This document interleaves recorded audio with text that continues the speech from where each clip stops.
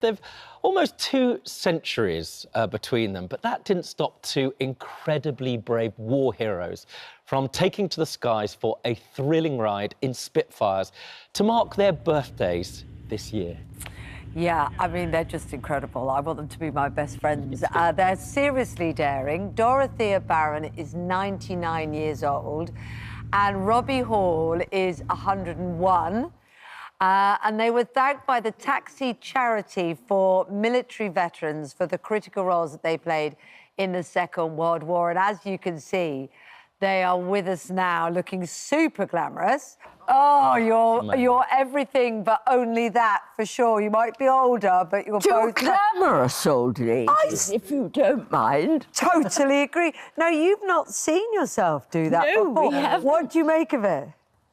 Haven't seen it yet, have we? No. You've seen a little bit there, though, didn't you? What did you make of seeing yourselves in action there?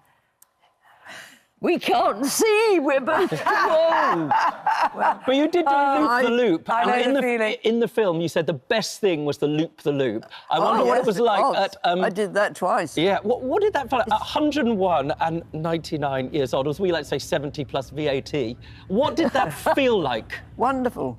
Really? Wonderful. You know, where do you get the courage from, Dorothea? It doesn't require courage. No. Really? It's often so you jump at the chance. Yes. Don't worry about... I was never thinking of it as being courageous. We just thought, oh, what a lovely idea. And I wonder if that was part of the spirit of what it was during the war. You just went and did it. No conception of you the just get on with spirit the job. during the war. Well, but in your Give case... us an idea of it, then. Yeah. Well, for one thing, we were fighting for England, weren't we? That's Not right. the British Isles, and Scotland and Wales and Northern Ireland. But we weren't British, we were English, or Scottish or Welsh, or Northern Ireland.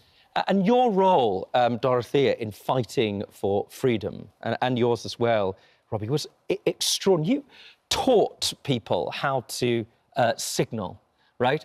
And which was an extraordinary thing. I spoke to ships through signalling. Right. I wasn't teaching them. I learned, and then I performed it, just like And Robbie, you had a critical role in making sure that those ships were able to land on the beaches in Normandy. Now, there's lots you still, I think, can't tell us. So much of your role was secret. But help us understand, you know, that driving mission and purpose to keep Britain free. Yes. Absolutely. Help us understand why we should continue to commemorate it and why it's so important. I think, personally, because so many people lost their lives, and I think it's important, if you're patriotic at all, to fight or do what you can for your country. And at that time, there was quite a great deal of patriotism. And, well, first thing, I mean, I was only 17 when I joined. I couldn't wait to join. Didn't you have to pretend to be taller? You were both a little bit... I mean, you're clearly full of spirit now, but you were both a little bit fibbers, weren't you, in order to get the chance to serve your country? That's right. What did you do? Both of Me? you? Oh, I only worked in an office. No, I mean, what did you do to sort of help get accepted? Didn't you have to tell a fib about how tall you were? No, I had to tell a fib about how old I was. Exactly. So what did you tell them? Well, she asked for my documents. Yeah. And my documents would have been the insurance cards we used to have and health cards, and they would given away my age because you had to be 18. Right. But I tried to join the Wrens, and that's where I came unstuck. So then, because the Wrens did ask for the birth certificate, but the RAF did not. So I applied to them, and at no point did they ask for a birth certificate. Wow. However, night before I was due to leave home, I discovered that in the corner of one document it said 1923. I thought, oh, my God. So I didn't take my documents. Wow. When I got there to Air Ministry House in Holborn, after being interviewed, etc., she said, could she have my documents? So I said, well, I'm sorry, I came out in such a hurry, because it's half a mile to my station, and I left them on the table at home. She said, you are 18, aren't you? So I said, oh, yes, I'll be 19 in February. Wow. Well, so you were deceiving them about how old you were then, but now everybody's fooled. Now everybody... About how young you seem. The world and his wife knows I'm 101. Oh.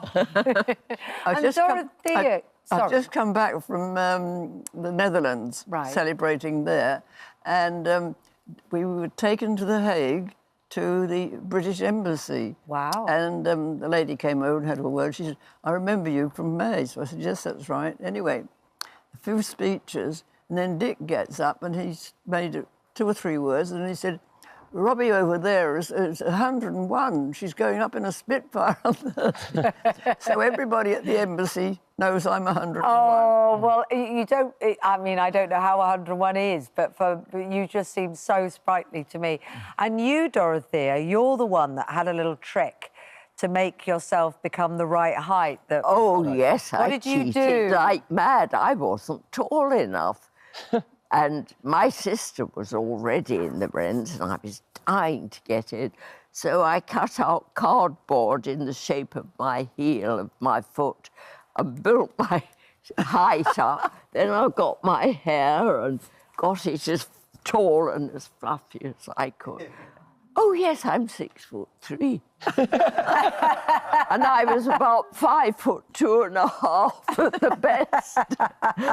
But they obviously saw something in you. I mean, you must have... think so. Of course. I mean, you must have extraordinary memories of it then. You're full of fun now, but there must have been some extremely testing times, Dorothea.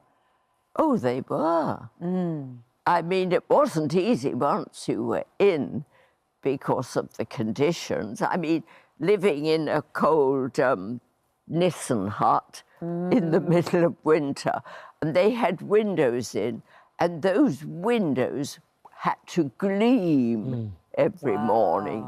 We had to be there cleaning the darn thing. Dorothea, am I right? You're 100 next month. There'll be people watching this, and me, us included. You've got to tell us the secret. I mean, is it your yoga that you do and you teach, I think, once a week, isn't it, in the village hall? Yes, Mondays. Right, well, how does that help you stay young? And a glass of wine every night? Now you've caught me out. Wine or whiskey? Okay. I do love my whiskey. Right. I don't drink gin. That's that's me. I drink the gin. She's the gin drinker. I've only met Marie. Just very quickly, we're going to go in a moment, but I just want to ask you this. You know, the Second World War is disappearing beyond the horizon. Help us understand, for young people out there who may not get the gift of meeting or hearing people like you, why is what you did so important to commemorate what happened? They wouldn't have anything to commemorate if it hadn't been for our generation.